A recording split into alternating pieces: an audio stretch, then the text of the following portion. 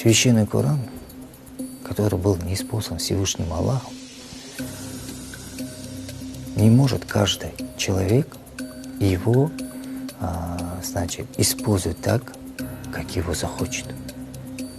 Есть свои правила, и правила ислама по отношению к Священному Корану говорится, что если ты делаешь какой-нибудь хукм, подчиняясь какому-то закону, который взят на основании аята Священного Корана, слов Всевышнего Аллаха, то ты должен обязательно обратиться к мнению ученых.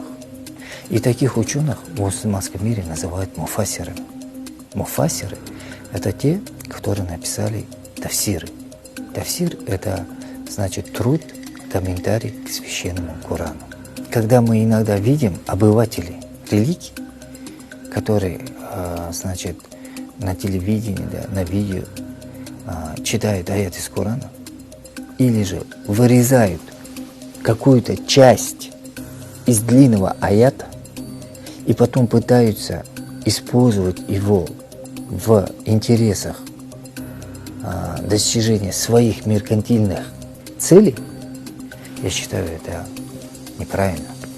Всевышний Аллах с них спросит за это.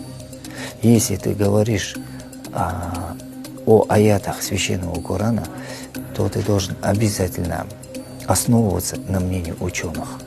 И первый ученый, поверьте, из тех, кто будет меня слушать, никто не сможет со мной поспорить. Первый ученый, знающий Священный Коран, это пророк Мухаммад, да благословит его Аллах и приветствует.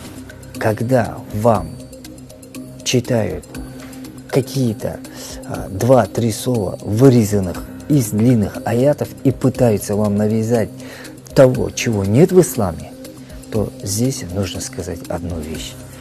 В нашем современном мире, к сожалению, очень многие пытаются использовать ислам в достижении своих меркантильных, политических или экономических интересов. То мы этого не допускаем. Мы говорим о том, что ислам – это мировая религия, ислам – это истинная религия, ислам – это та религия, которая ведет людей к счастью, к правильному образу жизни, к милосердию и милостью Всевышнего Аллаха.